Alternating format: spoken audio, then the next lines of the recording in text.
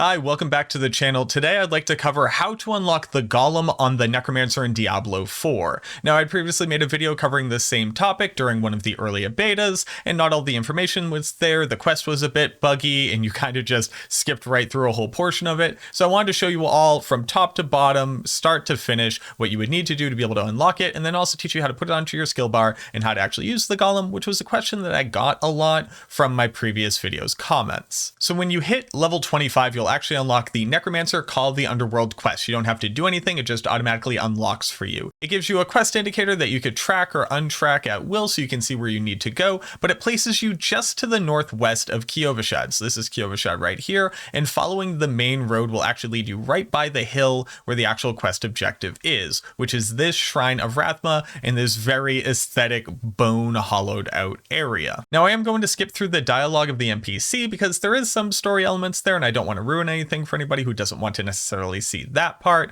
but you would typically listen to an NPC and do a couple different things. I'm going to skip through all of that. So activating the shrine will bring out this NPC who you're able to talk to. This is Maltorius. Again, I'm going to be skipping everything just in case you don't want to see it yourself, but what he asks us to do is to fight the monsters that are now spawning within this area, within this blue circle of the map, and collect bones for them, because we're going to need bones to be able to actually build the golem itself. The interesting part is that while everything here absolutely has bones in them, they don't always drop bones. So I've actually had to kill every single monster within this area multiple times over to be able to get enough of them, but your particular RNG or luck may differ.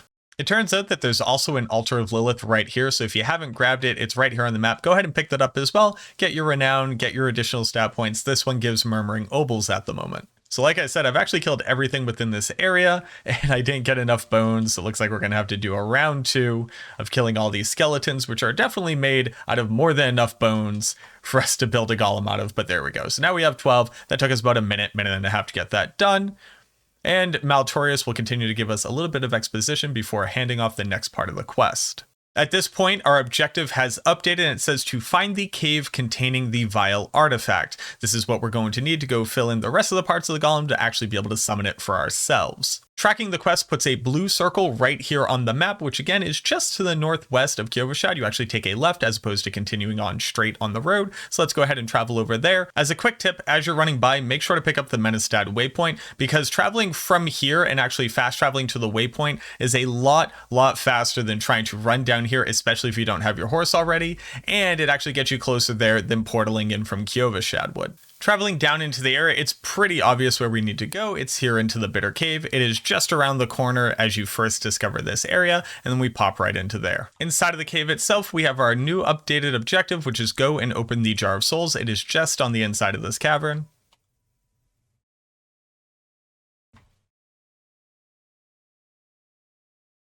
And then upon activating the soul, it tells you to fill the Jar of Souls. I think you need to kill something like 20 vengeful spirits, 12 to 20, somewhere around there, to be able to get enough souls to actually fill up the entirety of the jar. Upon completely filling the jar, you'll actually be knocked back and a few elite monsters will spawn within the area. Sadly, my recording dropped while that happened, but you just round them up, kill them very easily, and then once that's done, Maltorius will spawn again, and you're able to do the next portion of the quest. So interact with Maltorius, he'll go ahead and again, read off a few things here.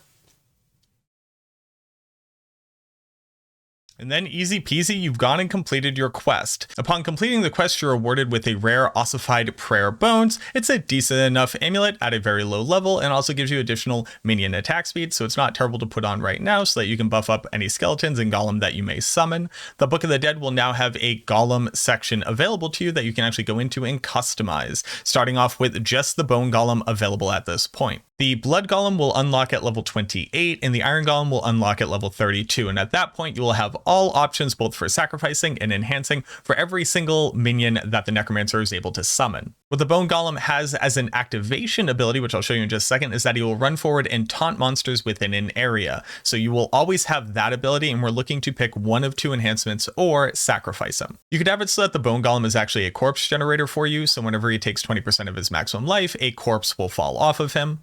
Or you could have the Bone Golem gain 10% of its maximum life, and then change the amount of thorns that it inherits from you from the base of 30% to 50%. Sacrificing the Blood Golem will gain you 10% attack speed. This doesn't seem that powerful, but actually on a lot of endgame builds, it's an incredibly valuable stat to be able to increase your attack speed, since it increases the speed of all of your animations, effectively increasing all of your damage by a big flat modifier at the end of all other calculations. But to be able to spawn the golem itself, you need to make a selection of one of the enhancements. So I'm just going to pick the first one for the purposes of being able to put it onto my skill bar and then go over to my skill tree. Now on controller, I just have to push in the left stick to be able to open up my skill menu. And you'll see down here, I now have golem next to the raise skeleton ability. Now looking at the golem itself, whenever you have this skill on your skill bar, it will automatically summon your golem and then resummon it after 20 seconds in case it dies. And it also has an activatable ability. Every 16 seconds, you can cause this particular golem to become unstoppable and then taunt nearby enemies while also reducing the amount of damage that it takes by 30% for the next 6 seconds. So selecting the skill and actually putting it onto my skill bar,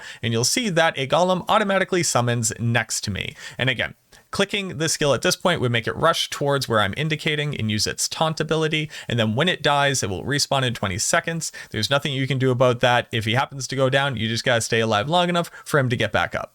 Keep in mind, there are a ton of abilities that will actually go forward to modify your golem. There's an entire Paragon board devoted to the golem as well, and a lot of different stats in your skill tree, which might buff it or give it additional stats and abilities. You always need to have the golem skill on your skill bar to be able to use it, and generally that's about it. I hope that this helps you to be able to both unlock the golem efficiently as possible, as well as know how to use it, and then just the general gist of what the golem and the rest of your summons do. Thank you so much for watching this video. I hope that you're having a fantastic time with Diablo 4, and I look forward to seeing you in the next one.